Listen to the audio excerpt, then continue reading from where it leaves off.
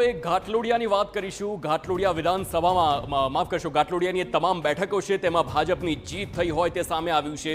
મુખ્યમંત્રી ભૂપેન્દ્ર પટેલનો વિસ્તાર ઘાટલોડિયા ગોતા બોડકદેવ અને થલતેજ વોર્ડમાં ભાજપની જીત જોવા મળી। ઘાટલોડિયામાં ભાજપ ઉમેદવારોને 85% મત મળ્યા હોય તે સમાચાર। મુખ્યમંત્રીના નેતૃત્વમાં એ તમામ નગરજનોને વિશ્વાસ હોય તે વાત અહીં નિશ્ચિત થતા જોવા મળી રહી છે। અમિત શાહ અને ભૂપેન્દ્ર પટેલે વિસ્તારને તમામ સુવિધાઓ આપી હોય તે પણ વાત લોકો જણાવી રહ્યા હોય તે સામે આવ્યું છે। અમદાવાદ મહાનગરપાલિકાના પરિણામોમાં મુખ્યમંત્રી ભૂપેન્દ્રભાઈ પટેલનો જે મત વિસ્તાર છે એના વોર્ડ જે 4 આવેલા છે એ તમામમાં ભારતીય જનતા પાર્ટીના ઉમેદવારોનો વિજય થયો છે। એ પૈકી પર્ટિક્યુલર ઘાટલોડિયા વોર્ડના ઉમેદવારો લગભગ 85% કરતાં પણ વધારે વોર્ડ સાથે અહીંયા વિજય થયેલા છે।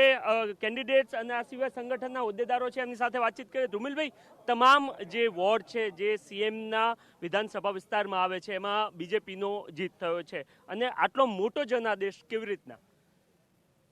વાત કરીએ તો ઘાટલોડિયા વિધાનસભાના ધારાસભ્ય અમારા ગુજરાત રાજ્યના મુખ્યમંત્રી છે આદરણીય મુખ્યમંત્રી શ્રીના વિધાનસભાના 4 વોર્ડમાં અમારા ભારતીય જનતા પાર્ટીના તમામ ઉમેદવારોનો ખૂબ જંગી બહુમતીથી વિજય થયો છે। સૌ ઘાટલોડિયા વિધાનસભાની નગર જનતાનો અમે ઘાટલોડિયા વિધાનસભા વતી એમનો ખૂબ ખૂબ આભાર માનીએ છીએ।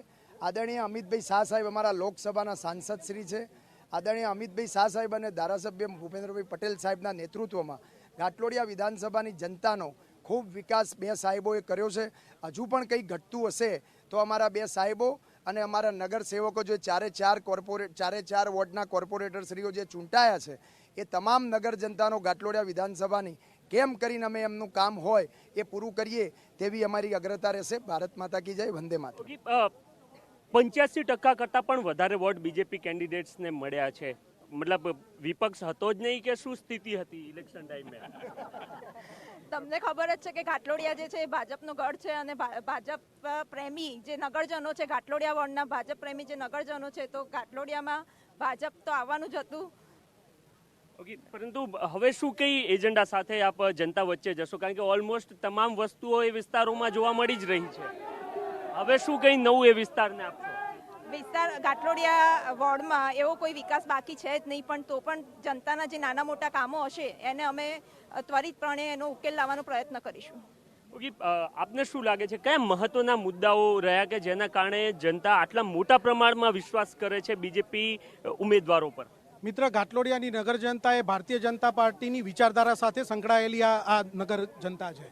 ઘાટલોડિયાની અંદર નગરપાલિકાથી લઈ મહાનગરપાલિકાના વિકાસના રથને અવિરત, ધારો કે સમજો કે તમે ઘાટલોડિયાની અંદર ગુજરાતનો સૌપ્રથમ ગૌરવપથ, ગુજરાતનો સૌપ્રથમ આરસીસી રોડ પણ ઘાટલોડિયા ખાતે આપણે બનાવેલો છે। એટલે વિકાસના કાર્યની જો આપણે વાત કરીએ તો ઘાટલોડિયા પ્રથમ નંબરે રહેલું છે। સાથે સાથે હું તમારા માધ્યમથી કહેવા માંગુ છું કે ઘાટલોડિયાની અંદર ઇલેક્શન પહેલા જે શાંતિ અને સલામતી દોડવાનો જે લોકોએ પ્રયત્ન કર્યો હતો એ જ બૂથમાંથી 2040 મતમાંથી 1400 કરતાં વધુ મત ભારતીય જનતા પાર્ટીને મળ્યા છે। ભાજપના ઉમેદવારોનો ભવ્ય વિજય થયો છે અને તેઓ કહી રહ્યા છે કે મુખ્યમંત્રીનો આ વિસ્તાર છે અને આ વિસ્તારનો વિકાસ ખૂબ થયો છે અને એના જ કારણે અહીંયાના નગરજનોનો વિશ્વાસ જીતવામાં તેઓ સફળ થયા છે। દીપક સેન સાથે નરેન્દ્ર રાઠોડ, TV9।